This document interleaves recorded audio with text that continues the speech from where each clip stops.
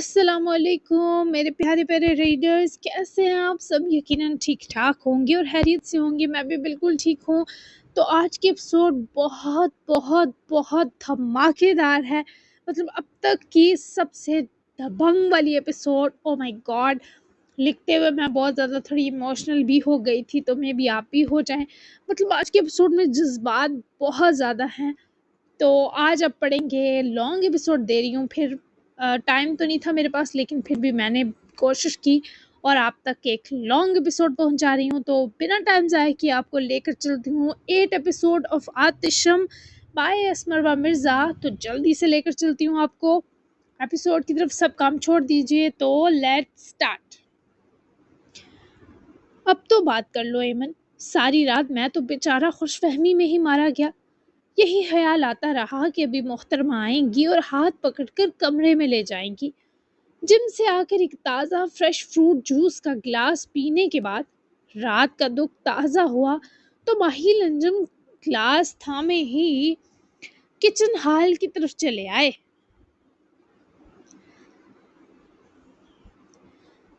जहां एमन कुक से नाश्ता बनवाने के साथ खुद भी हेल्प में लगी थी। बिल्कुल भी नरमी ना दिखाते माहिल के हाथ से गिलास लेकर सिंक में रखा और उनके बाजू पकड़े किचन हॉल से बाहर लाई। कल आपने जितना मुझे और ओरहान को इरिटेट किया है, दिल चाह रहा है मैं के चली जाऊं, वो भी महीने के लिए। एमन को अभी भी कल का शदीद गुस्सा था। अलबत्ता मैके वाली बात पर माहिल अंजुम के चेहरे पर कमीनगी सी आई। मेरी जान अब छोटी सी नासमझ पठानी थी जिसे मैं मुकम्मल खरीद लाया था। ना तो अब आप वापस जा सकती हैं, ना आपके खाना बदोश खानदान वाले किसी एमन को जानते हैं। ये बात हमेशा माहिल एमन को चिढ़ाने के लिए करते, हालांकि ऐसी बात नहीं थी। एमन के पेरेंट्स बड़े खयात ना थे, पर उनकी एक बहुत ही प्यारी खाला खयात थी जो मुजफ्फराबाद में बहुत ही खूबसूरत जगह आबाद थी। अक्सर छुट्टियों में वो सब उनके पास जाते थे। मैं अपनी खाला की बात कर रही हूँ माहिल। एमन ने दांत पीसे तो माहिल ने छेड़खानी का सिलसिला शराफत से तर्क किया। देखो, तुम्हारा सब कुछ ही बंदा नाचीज है। क्यों दूर जाने की बात करे दिल जलाती हो? और हान की अकड़ भी देखा करो ना, साथ बैठता है ना आज तक कोई हंसी मजाक किया। और बचपन बचपन से उसकी यही अकड़ मुझे तंग करती आई है। अपनी पसंद का प्रोफेशन, यहाँ तक कि जब कहा पसंद की शादी करो तब भी उसका इरिटेटिंग जवाब कि हम दोनों चाहें। मतलब कैसी बोरिंग औलाद है। ना तो मुझसे बात करना पसंद है, यही आदत हीरा की है, वरना बेटियां तो बाप को आइडियल बनाती हैं। मेरी वाइफ सिर्फ बासल से मिलती हैं। कितना प्यारा है वो, सबको सबकी मोहब्बत देना और वक्त बांटना कोई उससे सीखे। मुझे बताओ, जो कुछ कल हुआ वो ठीक था? इस खबीस आदमी की जुर्रत कैसे हुई ओरहान पर ऐसा घटिया इल्ज़ाम लगाने की? और इन बख्श वालों को देखो, कैसे फौरी अपनी इज्जत बचाने को अपनी बेटी ओरहान पर थोपती। गुस्सा तो मुझे सल्ला की गाय पर है कि सब कुछ वहां खड़े होकर देखता रहा। एमन, मुझे शदीद गुस्सा है और तुम जानती हो मुझसे प्रिटेंड नहीं किया जाता।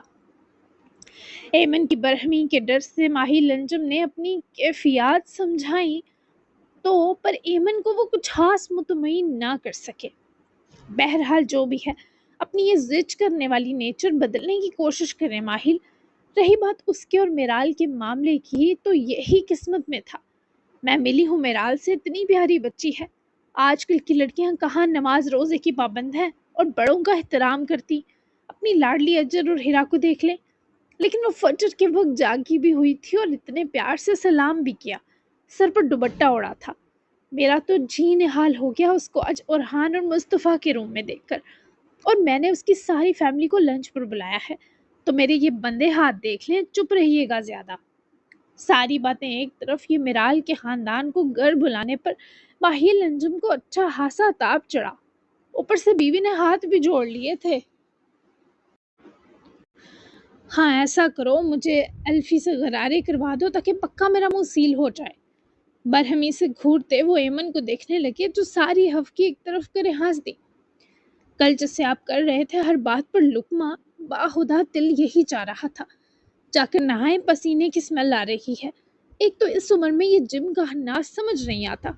किसी दिन हड्डी क्रैक हो गई तो मेरे काम बढ़ जाएंगे। آگے بہت بزی خاتون ہوں، آپ کی تیمارداری نہیں کروں گی۔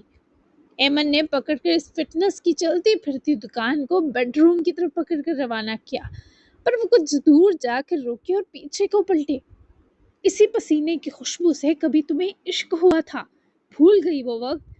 نہایت دکھیارے انداز میں ماہی لنجم نے ظالم حسینہ کو یاد دلایا، جب ایمن نے آگے سے لاحول پڑے کانوں کو چھوا۔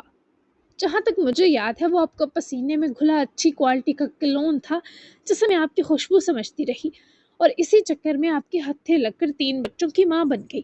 دھوکہ کیا تھا آپ نے مجھ معصوم کے ساتھ۔ ایمن نے بھی کوئی ادھار نہ رکھتے راج ہنس سی گردن اکڑا کر کوک کے لا کر کچھ میٹھا ٹیسٹ کروانے پر اسے پلیٹ لے کر اسے واپس بیچے شوہر نامدار کے بھرم چکنا چور کیے، جبکہ اس سے پہلے ماہی لنجم ایمن کے اس قدر تنگ کرنے پر ان کی طرف بڑھتے، وہ کچن میں واپس گھس گئی، جبکہ بیچارے ماہی لنجم پلٹ کر بمشکل باسل سے ٹکراتے بچے، جو سلم فٹ بلیک ٹراؤزر اور ویسی ہی فٹ جم سوٹ شرٹ کے ساتھ جاگرز پہنے کہیں دوڑنے یا ایکسرسائز کرنے کے موڈ میں تھا۔ آرام سے بابا، کیوں ٹکراتے پھر رہے ہیں؟ کچھ ہٹے کٹے کو تو کچھ نہ ہوگا، آپ کی کوئی ایک ہڈی افیکٹ ہو جائے گی۔ رکیں، یہ چہرے پر اتنے اداس تاثرات کیوں ہیں؟ باسل نے اول تو فر فر کرتے اچھا خاصا دماغ چاٹا، جبکہ آخری جملہ بابا کے چہرے کے پیلے پیلے رنگ دیکھ کر کہا، کالی زبان ہے تمہاری آکر۔ ماہل نے باسل کا منہ جبڑے سے دبوچا، کیونکہ رات اسی اولاد نے پیشن گوئی کی تھی، تمام شب کمرہ بدر ہونے کی۔ باسل نے ہنس کر منہ کھولتے جب اپنی زبان کا نظارہ کروایا تو وہ واقعی باقی ساری گلابی تھی، پر ایک کنارہ تھوڑا ڈارک تھا۔ بات سن، جب تو پیدا ہوا تھا تب تو تیری زبان کالی نہ تھی۔ ماہل نے تشویش سے اس کا جبڑا دبوچے ہی پوچھا۔ بابا، وقت کے ساتھ گناہ ہی اتنے کر لیے کہ زبان کیا دل بھی کالا پڑ گیا، وہ بھی دکھاؤں سینہ چیر کر؟ اور آگے سے یہ اولاد بس دل کے دورے دینے والے کام ہی کرتی تھی۔ بکواس مت کرو، رات کو بھی میٹر پھیر گئے تھے تم میرا۔ جاؤ یار، تمہاری کالی زبان پتہ نہیں کیا کیا گل کھلائے گی۔ اور بات سنو، تمہارے مرنے کے باوجود بھی میری تمہارے لیے محبت صرف تمہارے لیے وقف رہے گی، اس لیے زیادہ ہیرو مت بننا باپ کے آگے۔ رات وہ خود بھی افسوس میں تھا کہ بابا کو کچھ زیادہ ہی سخت الفاظ کہہ آیا ہے، تبھی اس وقت ماہی لنجم کے شرم دلانے پر اس نے اپنی غلطی تسلیم کی، ندامت چہرے پر لے آیا۔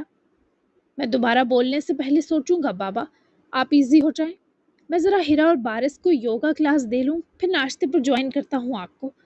باسل کی یہ بات ہی تو اس باپ کو اپنی پہلی اولاد کا دیوانہ بنائے رکھتی کہ وہ کچھ زیادہ ہی اچھا تھا، اسے اپنے ہر عمل کی بخوبی خبر رہتی۔ اس وقت بھی وہ اجلت میں تھا تو بابا کو تفصیل دے کر گیا۔ وہ ویک میں 3 بار چھوٹے دونوں پیسوں کو یوگا سکھاتا تھا، کیونکہ باسل کی سمارٹنس اور فٹنس کا راز یوگا ہی تھا، کیونکہ جم کرنے کا تو اکثر اسے ٹائم ہی نہ ملتا تھا، جبکہ ہیرا اور بارش کو بھی اس کی طرح فٹ رہنے کا کچھ کریز تھا۔ وہ باہر آیا تو لان میں پہلے ہی اپنے اپنے یوگا میٹ پھیلا کر ہیرا اور بارش کھڑے تھے۔ دونوں نے ایک طرح ہی جم سوٹ پہن رکھے تھے۔ ہیرا نے تو اپنے بالوں کی لمبی ٹیل پونی بنا کر ہیئر بین بھی چپکا رکھا تھا تاکہ بال منہ پر نہ آئے۔ اوپر سے اسلام آباد کا جاتی فروری میں دوبارہ سے ٹھنڈا ہوتا موسم صبحیں پھر حسین کر گیا، یہاں تک کہ دوپہریں بھی۔ تم دونوں نے پچھلی کلاس کے پوائنٹس نوٹ کیے تھے؟ باسل کو عقب سے سوال کرتا دیکھے وہ دونوں ایفیشنٹ بنے پلٹے، جہاں ان کا ہینڈسم سا یوگا ٹیچر آ چکا تھا۔ یوگا کے ساتھ باسل زمبا ایکسپرٹ بھی تھا۔ جی بھائی، وہ باڈی کے extra dark energy release step مجھے یاد ہیں۔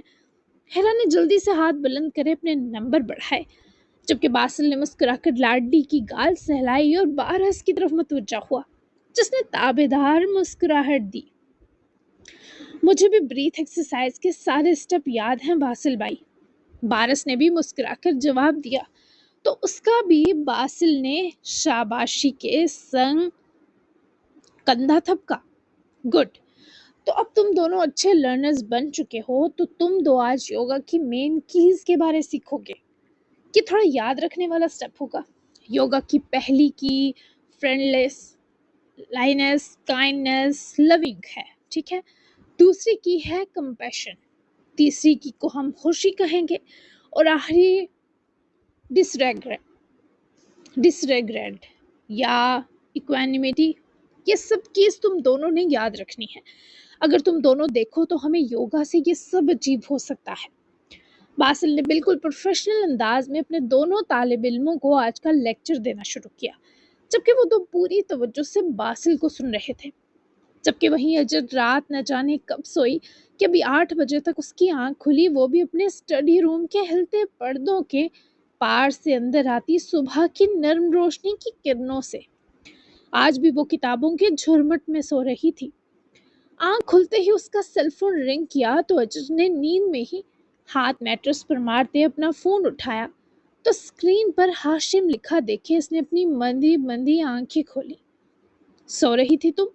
فون لگتے ہی کسی مردانہ شوخ آواز پر اجر نے نیند میں ہی اوہوں کرتے جواب دیا۔ اب اٹھ جاؤ اجر، زیادہ دن نہیں بچے، مجھے کچھ ٹاپک ڈسکس کرنے ہیں تم سے، میں گھر آ جاؤں تمہارے؟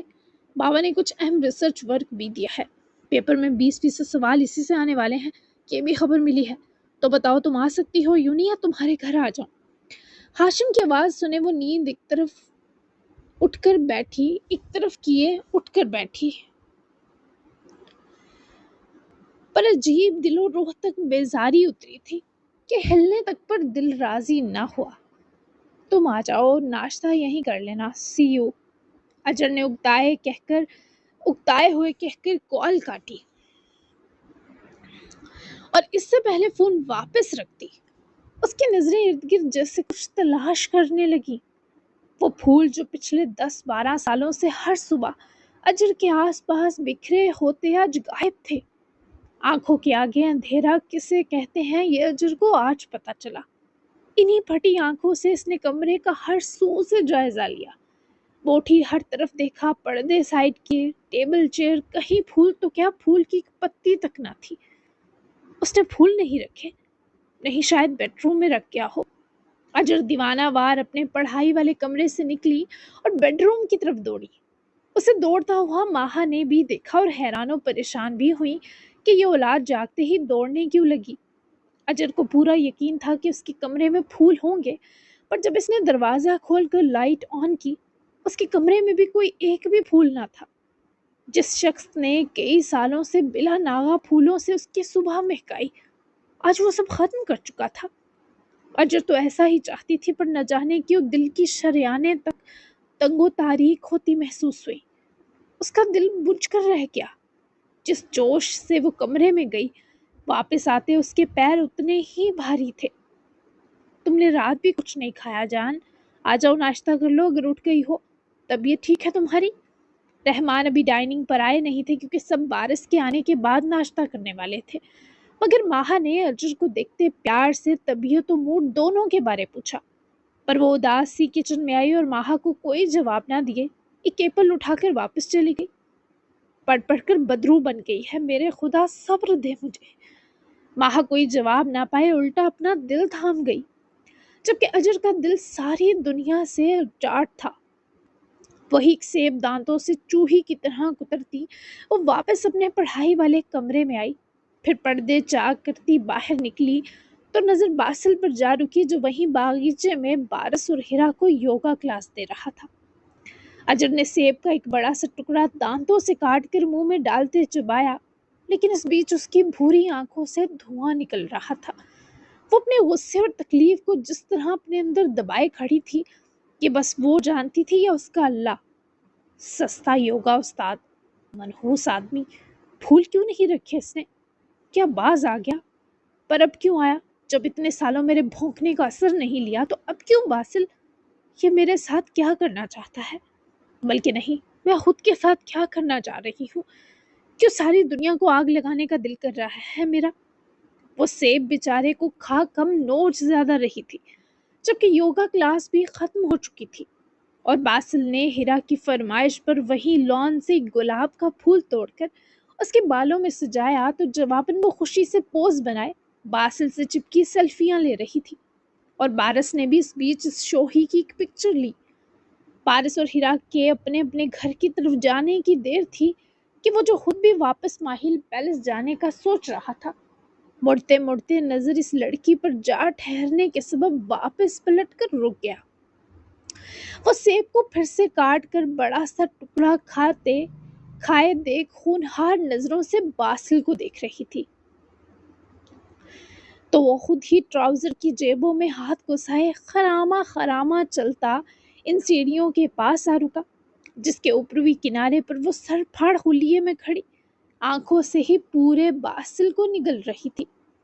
باسل کو یاد نہیں پڑتا تھا کبھی یہ لڑکی سجی سوری ہو، نہ تو اس میں اچھے کپڑے پہننے کا شوق تھا، نہ اپنے اتنے خوبصورت فگر اور شکل کو نمایاں کرنے یا گروم کرنے کا۔ اوپر سے وہ جیسے ہونٹ چباتی تھی، یہ تو باسل کا الگ ہی پارا ہائی کرتا۔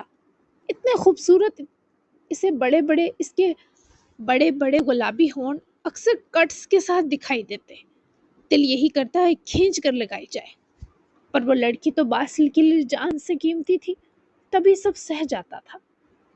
تم نے پھول کیوں نہیں رکھے آج؟ ایپل کھانے سے رکتی وہ اسے ہاتھ میں کسی پتھر کی طرح دبوچے باسل سے مخاطب ہوئی۔ تم نے ہی کہا تھا باز آ جاؤں، پھولوں کی بے حرمتی نہ کرواؤں تمہارے ہاتھ سے، میں تابع دار تمہارا، باسل نے محبت سے جواب دیا، جبکہ وہ لڑکی کھڑے کھڑے جل کر خاک ہو گئی۔ میں تمہیں 12-13 سال سے منع کر رہی ہوں، پھر اچانک یہ تابع داری کس سے مانگ کر لائے ہو؟ اجر کا غصہ اس کے اندر دبا ہوا تھا، بے حد تکلیف تھی اس وقت باسل ماہل کی پسندیدہ ان بھوری آنکھوں میں۔ کل تم نے ایک الگ جملہ کہا، پھولوں کی بے حرمتی۔ تم بھی تو میرا پھول ہو اور میں اس پھول کی مر کر بھی بے حرمتی نہیں کر سکتا، تو میں نے سوچا پھولوں کی بھی تو ایک آبرو ہے۔ میری جان، تمہارے سر 12-13 سال کتنے گنا چڑھا دیے کہ تمہیں ہر صبح ان پھولوں کو پھینکنا پڑتا تھا۔ بس اب سے ختم کر دی میں نے یہ رسم۔ اگر تم اجازت دو میں ان پھولوں والی اداؤں کے بدلے تمہارے یہ درد کرتے ہاتھ، غصے سے پھٹتی آنکھیں اور یہ شکنوں سے بھرا ماتھا چوم سکتا ہوں۔ باسل کے لہجے سے اب بھی صرف محبت ٹپک رہی تھی۔ اجر نے وہ آدھا کھایا سیب زور سے باسل کی طرف مارا جو اس نے اس سنکی آدمی کے سر کا نشانہ بنایا تھا، پر باسل نے ایک ہاتھ جیب سے بروقت نکالے ایسا کیچ کیا کہ منظر بھی اشش کر اٹھے۔ اپنی بکواس بند کرو، اجر ہلکی بل چلائی، پر جب باسل کو اسی کا کترا سیب کھاتے دیکھا تو سارا غصہ اور چڑ جھاگ بن گئے۔ میرا ناشتہ جتنا رومانٹک ہوگا سوچا نہیں تھا، تمہارا کھایا ہوا ہاف ایپل، پر سیریسلی اجر، کہ تم نے اتنے پیارے سرخ کندھاری سیب کو کس بربریت سے نوچا ہے؟ او ہاں، تم انسان کا حال نہیں چھوڑتی میری تلوار، یہ تو پھر بیچارہ ایک پھل ہے، مجھے سمجھنا چاہیے۔ باسل نے ایک بائٹ لیتے اس آڑے ترچھے انداز سے کترے سیب کو ہوا میں بلند کرے افسوس کیا، اور اس کے ہونٹوں پر اختتام تک جو شکوہ آیا، اجر سیڑھیاں اترتی ٹھیک اس کے سامنے آ رکی۔ میں تمہارا اس سے بھی برا حال کروں گی، اب جب پھولوں والی رسم ختم ہونے کے ساتھ تمہاری دیوانگی اور جنون بھی سمٹ گیا تو طلاق دے دو مجھے۔ اجر نے سیب سے دگنی بربریت تو اس تقاضے سے باسل پر ڈھائی۔ کس نے کہا میری دیوانگی اور جنون ختم ہو گیا؟ میں زندہ ہوں میرے سکون، میرے ہوتے ہی کم تک نہیں ہو سکتے، ختم ہونا تو دور کی بات ہے۔ اس کا ہاتھ پکڑے اور سیب واپس اجر کو تھمائے گھبرا کر بولا، جیسے اس کی غلط فہمی مٹانے کو مر رہا ہو، اگر میں یہ کہوں کہ مجھے شادی کرنی ہے کسی اور سے تو؟ اجر نے وہ سیب اٹھا کر پیچھے کو پھینکا جو باسل کی انسلٹ تھی، اوپر سے اس کا جان نکالتا تقاضا باسل کے رونگٹے کھڑے کر گیا۔ اپنے منہ سے دوبارہ یہ جملہ مت نکالنا۔ باسل نے اس کی ایک بازو پکڑی جبکہ دوسرا ہاتھ اس کے ہونٹوں پر رکھے سخت تکلیف میں مبتلا ہوتے تنبیہ کی، پر اجر کسی رحم کے موڈ میں نہ تھی، اس کا ہاتھ جھٹک کر اپنے ہونٹوں سے دور کیا۔ میرے منہ کو بند کر دو گے پر میرے دل کو کیسے کرو گے؟ میری لائف میں ایک لڑکا ہے جو مجھے پسند بھی ہے، میں اس سے شادی کرنا چاہتی ہوں، اس لیے ہمارے بیچ کا کمزور تعلق ختم ہونا ضروری ہے۔ اول تو میں اس اپنے بچپن کے نکاح کو نہیں مانتی، لیکن کیا کروں، رسم و رواج کا احترام مجھ پر فرض ہے، اس لیے مجھے ڈائیورس دو تاکہ میں جی سکوں۔ محبت پا لینے کا نام تو نہیں، کہ بھی تمہاری محبت ہوگی نا کہ تم مجھے اپنی قید سے رہا کرو، میری خوشی میں خوش رہو۔ وہ بنا اس بات کا احساس کرے کہ باسل کی سانسیں گھوٹ رہی ہے بولتی جا رہی تھی۔ باسل نے اپنے ہاتھوں کو مٹھیوں کی صورت کس لیا، وہ سیاہ آنکھیں اندر کا درد بیان کرنے سے قاصر ہو گئی۔ وہ آدمی تمہیں جلے ہوئے کئی ٹکڑوں میں بھی اچھا لگے گا میرا سکون۔ وہ یوں بولا جیسے اس کی آواز میں طوفان ہلکور رہا ہے۔ وہ جو ظالم بنی تھی اس کے اندر سنسنی اترنے لگی۔ اس نے باسل کے سوال کو کچھ دیر لگائے سمجھا۔ کیا بکواس ہے یہ؟ اجر نے تیش میں آتے کہا، جس پر وہ کچھ نہ بولا، بس مسکرا دیا، جبکہ اجر کی ٹانگیں اس وقت کپ کپا کر رہ گئی تھی۔ اسی لمحے سیال حویلی کے مین ڈور سے ایک لیپ ٹاپ بیگ کے ہمراہ داخل ہوتے اس لڑکے کو دیکھے۔ دونوں نے ایک دوسرے کو دیکھا۔ ہاشم خانزادہ اور زبیر خانزادہ کا بیٹا، بظاہر اجر کا یونی فیلو، سی ایس ایس کا امتحان اس کے ساتھ دینے والا اس کا دوست، مگر حقیقت میں وہ کیا ہے یہ باسل ماہل کو اچھے سے پتا تھا۔ یہ ہے وہ۔ باسل نے اجر کی گردن کے پاس جھکتے سرگوشی کی، پر وہ اتنی خوفزدہ تھی کہ کچھ نہ بول پائی۔ ہے اجر، ہیلو باسل، کیسے ہو؟ وہ جواب نہ دے پائی کہ ابھی ہاشم ان دو تک آ پہنچا، خوش آمدی مسکراہٹ ہونٹوں پر سجائے ہوئے۔ اجر سے تو مروت میں بھی اس کے ساتھ مسکرایا نہ گیا۔ بہت اچھا ہوں میں ہاشم خانزادہ، تم بتاؤ یہاں کیسے صبح صبح؟ باسل نے ضروری نہ سمجھا کہ اجر اس سے بات کرے، تبھی خود سامنے آیا۔ وہ مجھے اجر کے ساتھ کچھ ڈسکس کرنا تھا، کچھ اہم چیزیں ہیں امتحان کے حوالے سے۔ اس نے کہا گھر آ جاؤں، ناشتہ بھی نہیں کر کے آیا۔ ہاشم یکدم ہی باسل کے روب میں تپتا نظر آیا، جبکہ باسل ماہل کے چہرے کے خد و خال کھنچ گئے، جو اس بات کا ثبوت تھے کہ وہ سخت ناگواری محسوس کر رہا ہے۔ گریٹ، جاؤ کرو ناشتہ۔ باسل نے اسپاٹ چہرے سے ہاشم کی طرف دیکھا، جو جواباً پریشان ہو کر اجر کو دیکھنے لگا۔ میں آتی ہوں ہاشم، تم مما سے ملو جا کر۔ اجر نے اپنی سر چپ توڑی، جس پر ہاشم خانزادہ سر ہلائے گھر کی طرف بڑھا، اور اس سے پہلے اجر بھی پیچھے جاتی، باسل نے بہت نرمی سے اس کی کلائی اپنی مٹھی میں لیے روکا۔ اجر کا پورا وجود مانو ٹھنڈا پڑ گیا۔ اس میں اتنی ہمت نہ تھی وہ باسل کی آنکھوں میں دیکھ پاتی۔ مجھ جیسا پیار تمہیں کوئی ایکس وائی زی نہیں دے سکتا، میرے جیسا تمہیں پوری دنیا کی خاک چھان کر بھی دوسرا نہیں ملے گا اجر۔ تم اگر واقعی سے شادی کرنا چاہتی ہو تو ٹھیک ہے، لیکن اس سے پہلے تمہیں مجھے میرے حصے کی تھوڑی محبت دینی ہوگی، تھوڑا سا میرے جیسا برتاؤ میرے ساتھ، پھر ہم سب ختم کر دیں گے۔ اجر کو لگا اس کا دماغ مفلوج ہو گیا ہے۔ اسے باسل کا ہلتا منہ دکھائی دے رہا تھا، پر اس کی باتیں دماغ میں شور بن کر بج رہی تھی۔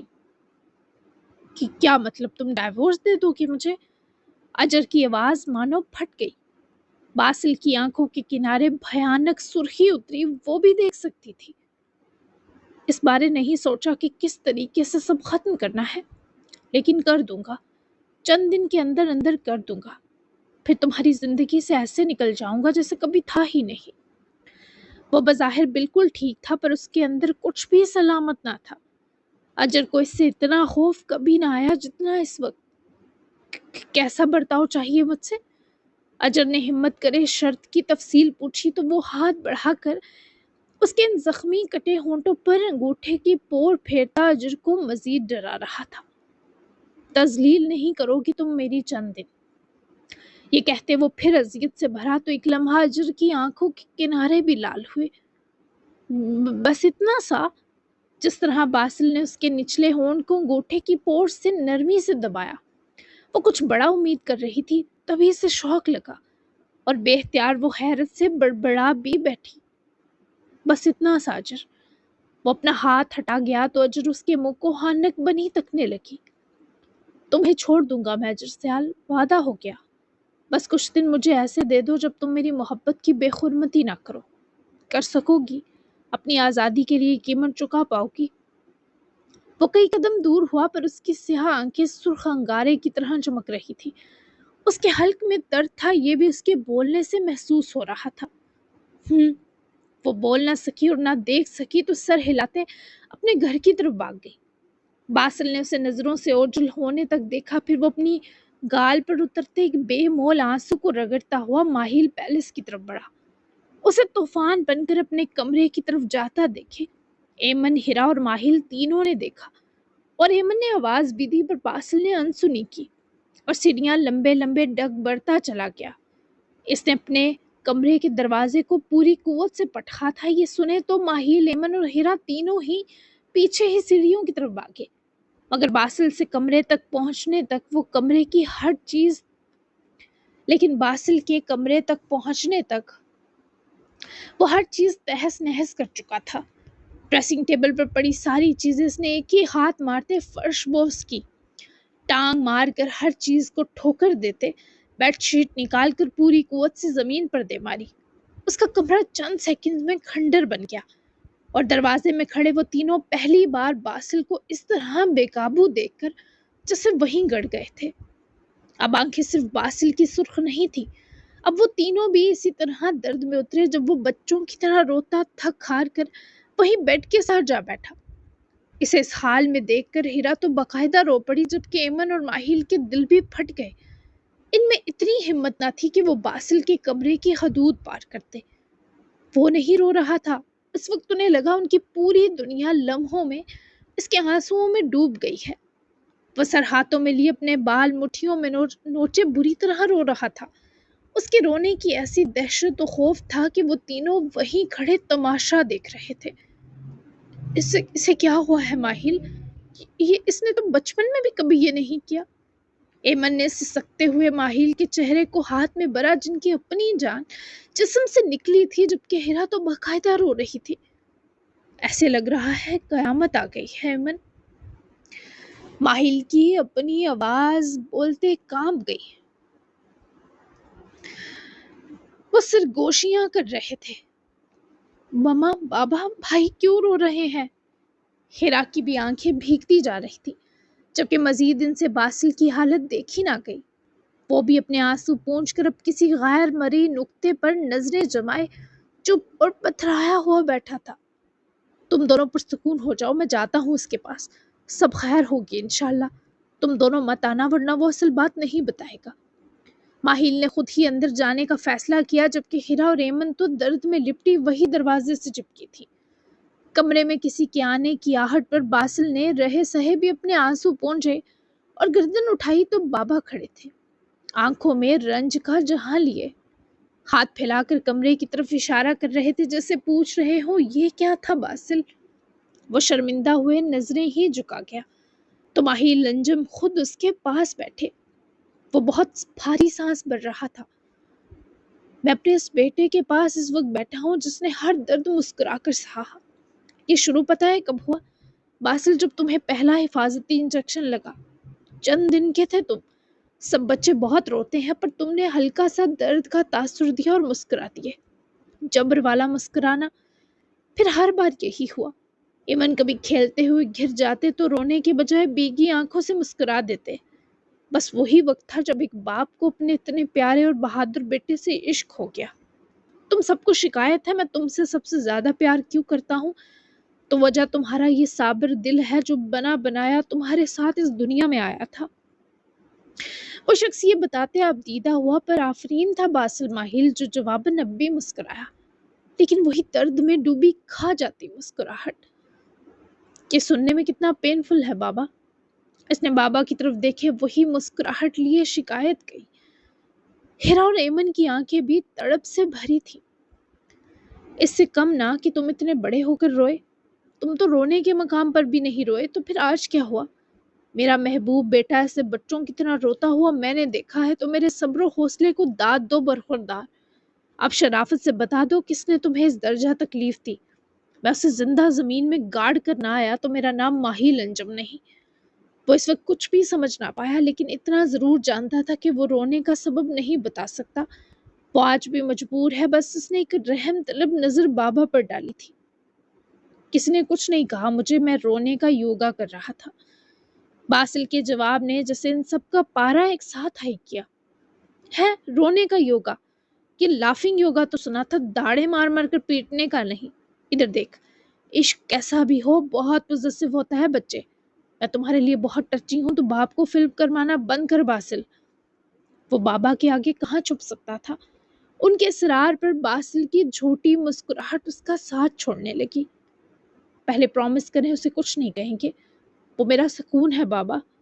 باسل کی درد میں لپٹی تمہید پر ان تینوں کی آنکھیں بس اجر کے لیے غصے سے بھرتی نظر آئیں۔ اجر، اس نے ایسا کیا کہہ دیا جو تمہیں اتنی تکلیف دے گیا؟ زہر تو وہ ہمیشہ سے اگلتی آ رہی ہے۔ ماہیل نے آج اجر کو بالکل ڈیفینڈ نہ کیا۔ اس کی نفرت جیت گئی ہے بابا، میں مزید اسے اپنی زندگی میں قید نہیں رکھ سکتا۔ وہ ہر طرح کی تکلیف دیتی رہی، میں برداشت کرتا رہا، لیکن آج اس نے کہا وہ کسی اور سے شادی کرنا چاہتی ہے۔ نفرت کی بھی تو حد ہوتی ہے۔ وہ جانتی ہے میں اس سے کتنا پیار کرتا ہوں، تب بھی اس نے ایسی بات کی۔ اس کی نفرت میرے اندر رچی بسی ہے، پر یہ مجھ سے برداشت نہیں ہوگا۔ اس نے کہا ہے اسے چھوڑ دو، میں فیصلہ کرنا چاہتا ہوں۔ باسل نے تھک ہار کر سب بتا دیا، جبکہ ہیرا کا بازو جھٹکے ایمن وہاں سے جیسے گئی۔ لگ رہا تھا آج اجر کا خاتمہ کرائیں گی، جبکہ ماہی انجم نے دکھ سے باسل کو دیکھا۔ ہیرا بھی ماما کے پیچھے ہی دوڑی، کیونکہ ایمن غصے کی بہت بری تھی۔ اسے نہیں چھوڑو گے تم، پہلے تو اسے اپنی بیٹی سمجھا تھا، اب کوئی نرمی نہیں۔ تم اسے کبھی بھی ڈائیورس نہیں دو گے، بھلے وہ مر جائے، سنا تم نے؟ ماہیل کے غسیل حکم پر باسل نے نفی کرتے بابا کو دیکھا۔ میں کرتا ہوں رحمان سے بات، ہر چیز کی حد ہوتی ہے۔ بہت چھوٹ دے دی ہم نے اس لڑکی کو، بے شرم، تمہارے نکاح میں ہو کر وہ کیسے کہہ سکتی ہے ایسا؟ اس کے مزاج زمین پر مجھے خود لانے پڑیں گے۔ دوبارہ اگر تم اس طرح روئے تو میرا مرا منہ دیکھو گے باسل۔ ماہیل نے سختی سے باسل کو حکم دیا اور اٹھ کھڑے ہوتے کمرے سے نکلنے لگے۔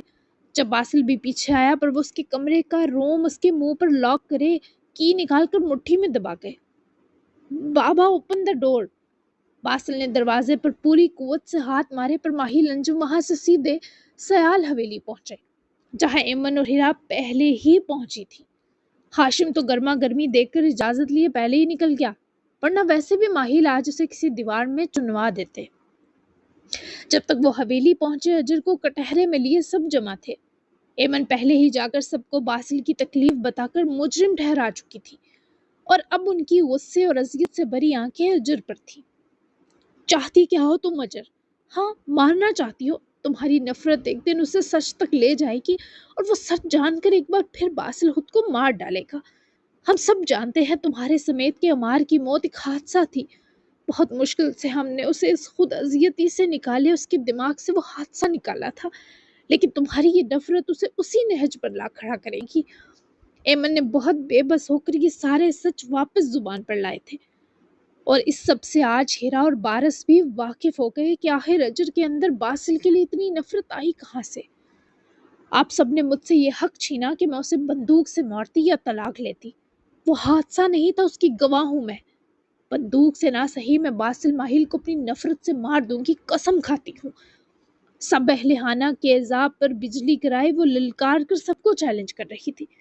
سب دم خود رہ گئے، اسے کوئی احساس کیا اب بھی نہ تھا؟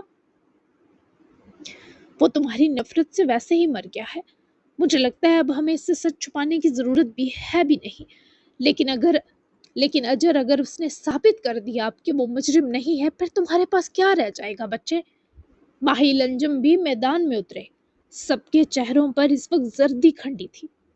میرے سامنے اس نے بھائی کو پہاڑ سے دھکا دیا تھا، پھر وہ کیا ثابت کرے گا؟ ہاں، وہ بھی دگنا اونچا چلائی، یہاں تک کہ رحمان آگے بڑھ کر اجر کے منہ پر ایک تھپڑ مار دیتے، پر ماہیل انجم نے رحمان کا ہاتھ روکا۔ کچھ بھی ہو جائے، یہ لڑکی ان کے بچے کا سکون جو تھی۔ ہر آنکھوں دیکھی چیز ٹھیک نہیں ہوتی، وقت تم سب کو بتا دے گا اس نے کیا کیا اور کیا نہیں۔ وہ میرے بیٹے عمار سیال کا قاتل نہیں ہے، یہ سب کان کھول کر سن لو۔ تم میرے ہاتھوں اس سے پہلے مر جاؤ گی اجر، خدا کے لیے بس کر دو۔ اگر تم نے دوبارہ باسل کو کوئی تکلیف دی تو میں سمجھوں گا میری ایک اور اولاد مر گئی ہے۔ رحمان سیال بھی آج بہت دل برداشتہ تھے، جبکہ اجر ان کے منہ کی طرف دیکھنے لگی، یعنی بابا بھی اس کے حق میں نہ رہے، اور ایون ماہا اور بارس ہیرا سب سے ناراضگی سے دیکھ رہے تھے۔ باسل نے اس سے سب کو چھین لیا تھا۔ یہ سوچ کر اجر کی آنکھیں بھی بھیگی، لیکن اب مزید وہ کچھ کہنا نہیں چاہتی تھی۔ ٹھیک ہے بابا، پھر آپ سمجھ لیں آپ کی دوسری اولاد بھی مر گئی، کیونکہ ایک قاتل کے ہاتھ تو آپ مجھے سالوں پہلے تھما چکے ہیں۔ کسی کو میری بات کا یقین نہیں تو نہ صحیح، لیکن میں جیتے جی اسے سکھ کا کوئی لمحہ نہیں دوں گی۔ اگر یہ آپ سب کی ضد ہے تو میری بھی ضد ہے۔ اپنے آنسو رگڑے وہ سب پر سختہ طاری کیے وہاں سے واک آؤٹ کر گئی، جبکہ اس نے آتشم کو جو کہا اب اس پر بالکل کوئی پچھتاوا نہ تھا۔ جب تک باسل کمرے کا لاک توڑ کر وہاں پہنچا، قیامت آ کر گزر چکی تھی۔ سبھی سر ہاتھوں میں گرائے سوگوار بیٹھے تھے۔ یہاں کیا ہوا ہے؟ باسل کی آواز پر سبھی ماتم چھوڑے اس کی طرف دیکھنے لگے، جو بالکل مرجھایا ہوا تھا، لیکن فی الحال کسی کے پاس کچھ کہنے کو نہ تھا۔ کچھ نہیں ہوا، گھر چلو، چلو تم دو بھی۔ ماہیل نے ہی اس کی بازو پکڑی اور باسل کے بہت روکنے کے باوجود بھی اسے گھسیٹتے باہر نکل گئے۔ ہیرا اور ایمن بھی اٹھ کر پیچھے گئیں، جبکہ اجر نے کمرے میں جاتے ہی خود کو لاک کر لیا، کیونکہ اب کمرہ اجاڑنے کی باری اس کی تھی۔ ہر طرف جیسے سوگ کی فضا قائم ہو چکی تھی۔ آپ کو آئندہ کچھ نہیں بتاؤں گا بابا، سب کو بتا دیا آپ نے۔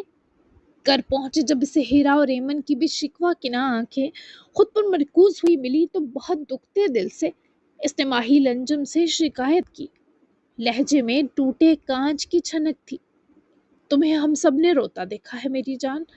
ایمن نے کاؤچ پر لڑکتے ہی راز فاش کیا تو باسل کے چہرے کی ہوائیاں اڑی۔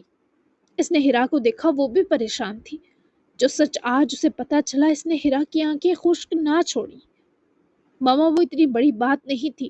کیا کہا ہے آپ نے اجر کو؟ کیوں سب کے چہرے اترے تھے؟ بتائیں مجھے پلیز۔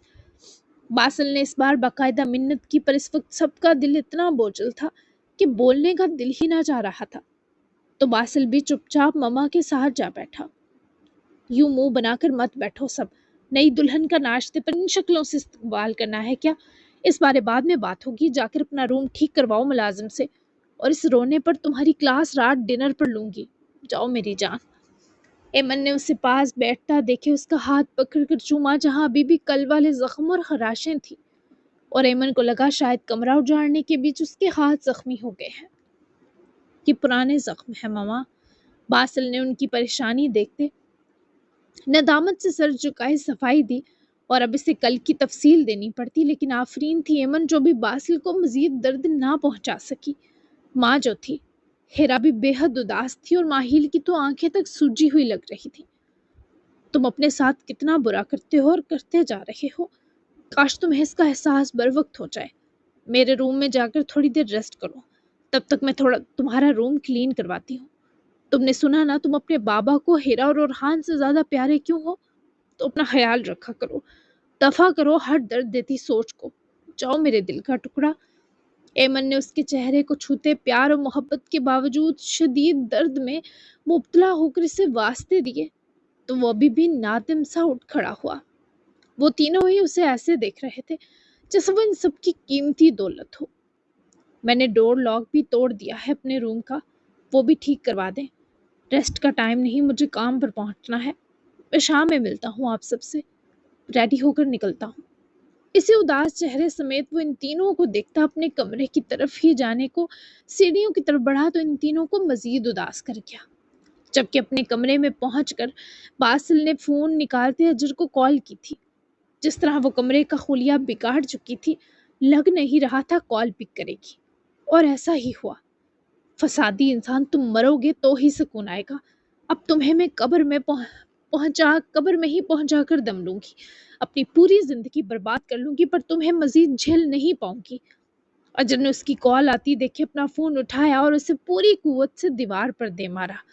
فون کئی ٹکڑوں میں بٹ کر فرش پر گرا، اور اجر بھی اپنے بالوں کو جکڑے وہی دروازے میں بیٹھتی چلی گئی، گہرے گہرے سانس لے کر اپنے آپ کو پرسکون کرنے کی ناکام کوشش کر رہی تھی۔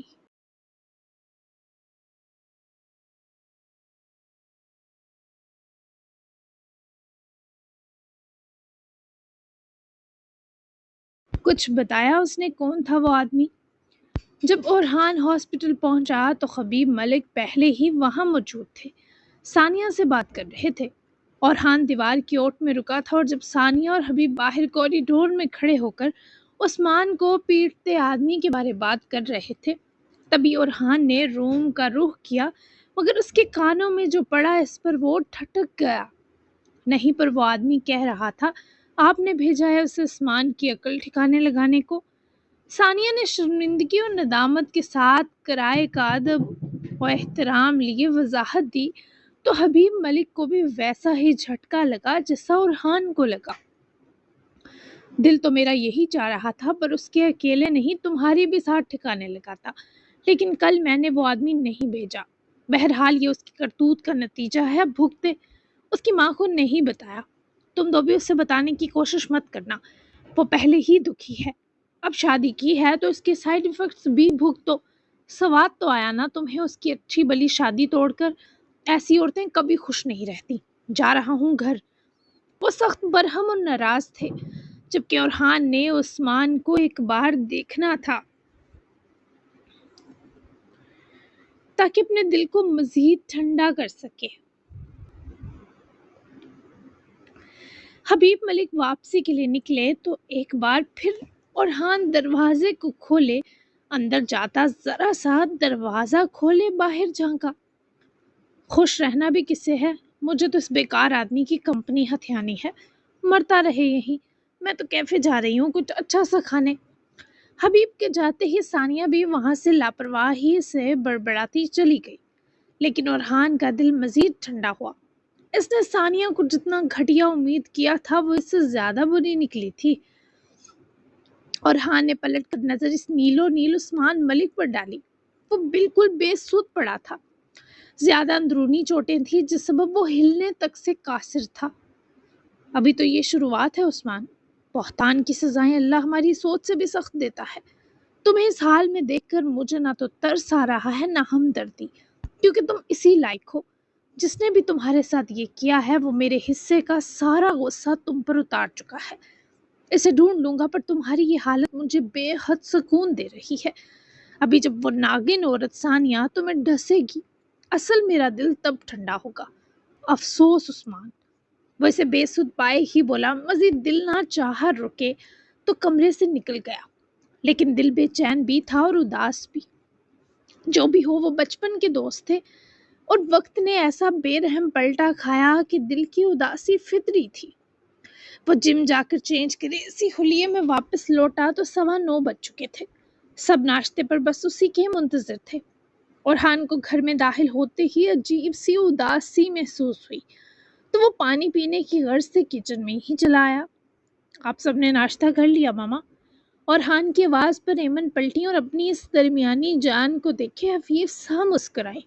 نہیں، باسل چلا گیا ہے اپنے کام پر، باقی ہم سب تمہارا ہی ویٹ کر رہے تھے۔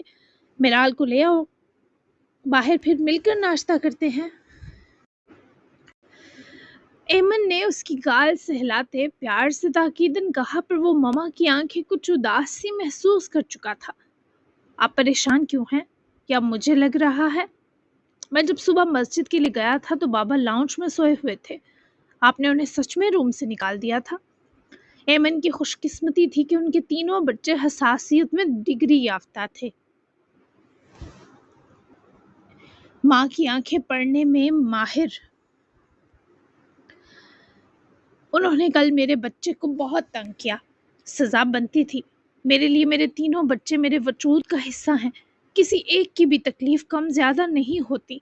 بہت کلاس لی ہے میں نے ماہل کی، تمہیں اریٹیٹ نہیں کریں گے، پر تم بھی اپنا مزاج بدلو۔ دعا ہے جسے مہر فاطمہ نے کچھ وقت کے لیے ہمیں اورحان ماہل کا بیسٹ ورژن لوٹانے کی کوشش کی تھی، میرال اس کوشش میں پوری کامیاب ہو۔ اپنے آس پاس کے ان لوگوں کو خود پر حق دینا سیکھو میرے بچے، جو تم سے بے لوث پیار کرتے ہیں۔ اس بار ایمن نے اس کے چہرے کو ہاتھوں میں بھرا۔ اورحان نے آگے جھکتے ایمن کا سر چوما، کیونکہ ان کی ماں محبت کی دیوی تھی جس کے لیے تینوں بچوں کا پیار ہمیشہ بہت زیادہ رہتا۔ آپ کی باتیں آپ کی طرح پیاری ہیں، لیکن میرا مزاج ایسا ہی ہے ماما، جو چیز پسند نہیں وہ کبھی قبول نہیں ہو سکتی۔ رہی بات میرال کی، مصطفیٰ کو ماں مل جائے یہی کافی ہے، اپنے لیے مجھے کسی سے کچھ نہیں چاہیے۔ اورحان کے بجھے لہجے پر ایمن بھی مانو بدھ سی گئی۔ مجھے تو چاہیے ایک پیاری سی پوتی، وہ باسل پتہ نہیں کب دے گا مجھے یہ سکھ، تم سے ہی امیدیں ہیں۔ ایمن نے جان بوجھ کر شرارت سے چھیڑا کہ کہیں اورحان ماں کی آنکھوں کا اصل دکھ نہ پرکھ لے، تبھی اس کا دھیان بھٹکایا۔ او ماما، خدا کے لیے ایسی ناممکنہ سوچوں سے باز رہیں، ہم 20 منٹ تک آتے ہیں۔ اور وہی ہوا، اورحان صاحب دم دبا کر بھاگ نکلے، پر ایمن کے ہونٹوں پر ضرور مسکراہٹ چلی آئی۔ وہ ماما کے ارمانوں والی سوچیں کمرے تک پہنچتے ہی جھٹک گیا، اور دروازہ ہلکا سا پریس کے اندر داخل ہوا تو آنکھیں میرال اور مصطفیٰ پر جا کر رکی۔ وہ بابا کے دل کا ٹکڑا میرال کی بازو پر سر رکھے اس کے پہلو میں سویا تھا اور میرال نے ایک بازو اس کے سر کے نیچے جبکہ دوسرا ہاتھ مصطفیٰ کی طرف رکھا، کروٹ اس کی طرف پھیرے ہوئے تھی، یعنی وہ بچہ پوری طرح میرال کے حصار میں تھا اور دونوں شاید دنیا کی خوبصورت و آسودہ نیند میں مبتلا تھے۔ اور ہان کے بس میں نہ رہا کہ وہ آنکھیں ان دو پر سے ہٹا پاتا، سر پر آ رکتے کبھی میرال کو دیکھتا کبھی مصطفیٰ کو۔ اس نے مصطفیٰ کو کبھی اتنی دیر تک سوتا نہ دیکھا تھا، اکثر جب وہ واپس آتا تو مصطفیٰ کو یا ہیرا لے جاتی یا ماما، لیکن آج وہ رات میں بھی بس ایک بار جاگا، وہ بھی بھوک لگنے پر، اور ابھی بھی گدے گھوڑے بیچ کر سو رہا تھا۔ آپ اس کی ماں بن کر اور خوبصورت لگ رہی ہیں میرال، ہر وہ شخص جو میرے بچے سے بے لوث محبت کرے مجھے بہت عزیز ہو جاتا ہے، لیکن